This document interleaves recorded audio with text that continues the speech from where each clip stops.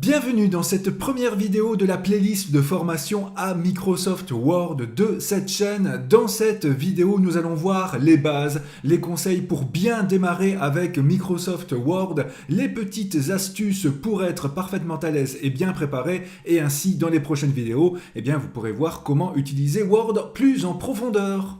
Selon la version que vous avez, voici donc comment se présente Word quand vous l'ouvrez. Donc nous sommes dans la partie accueil. Premier choix, c'est d'ouvrir un document vierge, tout vide, pour démarrer, ou alors vous pouvez aussi choisir un modèle déjà prêt pour vous qu'il n'y aura plus qu'à modifier et remplir. Alors si vous voulez plus de catégories, je vous conseille de cliquer sur Autre modèle ou Nouveau à gauche, et là vous avez les mêmes choix, le document vierge, mais un meilleur aperçu de l'ensemble des modèles proposés. Ici ce sont les plus fréquents, mais vous avez ici différentes catégories. Par exemple, je clique sur Fête, et après un court chargement, et bien là nous avons tous les modèles qui se réfèrent à la fête. Par exemple, prospectus, carte cadeau d'anniversaire, des lettres avec un certain en-tête.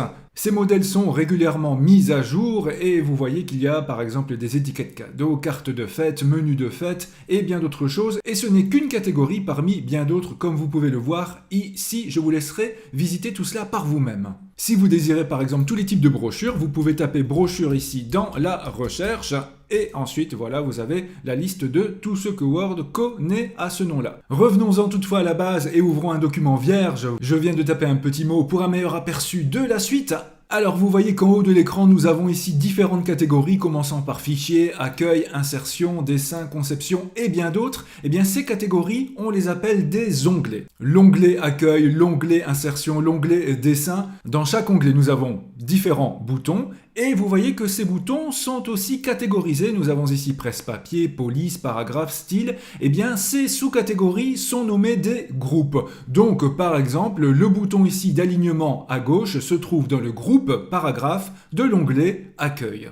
Sachez aussi que toute cette partie contenant les boutons se nomme un ruban. Et en réalité, tous ces petits boutons si présents sont des raccourcis vers un menu un peu plus complet, comme par exemple là nous avons le menu complet paragraphe que vous pouvez découvrir en détail dans une autre vidéo de la playlist. Vous remarquez aussi qu'ici, tout à fait en haut à gauche, vous avez différents boutons qui sont également des raccourcis vers certaines actions, comme par exemple le bouton annuler ou répéter qui vous seront très utiles. Et si vous désirez ajouter quelques raccourcis, vous avez le petit bouton ici, et là quelques suggestions, comme par exemple pour créer directement un nouveau document vierge, pour en ouvrir un déjà existant. Nous avons aussi l'aperçu et impression, par exemple je le choisis ici, voilà, et si je clique sur ce petit bouton qui apparaît, cela me mène vers la partie imprimée et vous pouvez ici avoir un aperçu du résultat si j'imprime mon document. Si vous désirez encore plus de choix ou en supprimer de la barre de raccourcis, eh bien allez dans autre commande et là ici vous avez toutes les propositions. Vous voyez qu'il y a du choix, copier, coller, centrer, aligner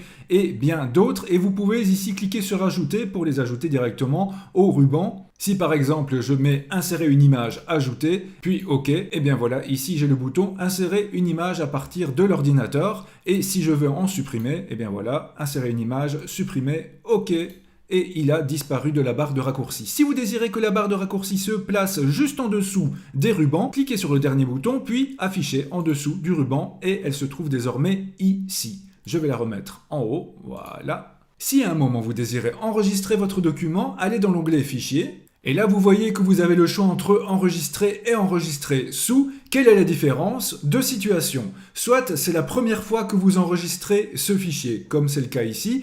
Si vous cliquez sur l'un ou l'autre, ce sera le même résultat. Word va vous demander sous quel nom enregistrer le fichier et surtout à quel endroit. Si par contre vous enregistrez un fichier qui avait déjà été enregistré auparavant et que vous avez rouvert, alors là, si vous cliquez simplement sur enregistrer, il va le faire avec le même nom et au même endroit. Par contre, si vous cliquez sur enregistrer sous, vous aurez à nouveau la possibilité de choisir un autre nom et l'endroit où l'enregistrer pour par exemple créer une autre copie. Bref, si vous n'avez rien compris et que vous hésitez entre les deux, cliquez sur enregistrer sous, là pas de risque et au pire Word vous demandera s'il doit remplacer une version précédente. Bref, là je clique sur enregistrer sous.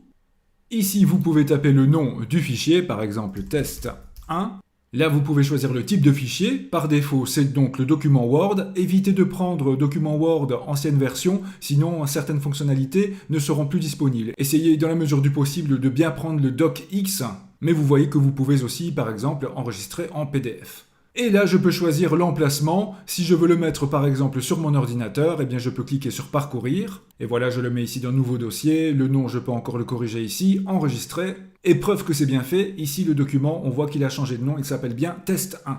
Ainsi, pour ouvrir un document déjà enregistré, vous pouvez aller dans Fichier, Ouvrir, ou directement double-cliquer sur l'icône dans le dossier correspondant. Me voilà dans mon nouveau dossier, je double-clique sur Test 1, et ainsi Word s'ouvre à nouveau avec mon document. Si vous désirez imprimer votre document et que vous n'avez pas créé le petit raccourci aperçu impression, vous pouvez aussi aller dans Fichier, puis Imprimer, et nous récupérons la même fenêtre que tout à l'heure. Là, vous pouvez choisir votre imprimante dans la liste et ici régler toutes les options pour ensuite cliquer sur Imprimer et ainsi tout se passera bien. Tout simplement. Alors petit conseil, allez dans Affichage et cochez la case Règles. Elle vous sera utile pour de nombreuses fonctionnalités que vous verrez dans les cours suivants. C'est un bon indicateur de la position de votre texte sur la page, de la taille de votre page, de la position des marges, retraits et bien d'autres. Bref, elle vous sera très utile, je vous le promets. Si vous regardez cette fois en bas à droite, là nous avons le bouton du zoom, tout simplement pour zoomer sur la feuille. Donc je vais prendre la petite jauge ici, la déplacer vers la droite ou vers la gauche pour réduire ou augmenter le zoom. Je peux aussi utiliser les petits moins ou petits plus, voire directement cliquer sur le pourcentage et là mettre un pourcentage précis ou différentes options pour élargir la page sur votre écran. Petit raccourci toutefois, en bas à gauche de votre clavier, vous avez normalement une touche CTRL ou CTRL. Si vous la laissez enfoncée et que vous jouez avec la molette de votre souris,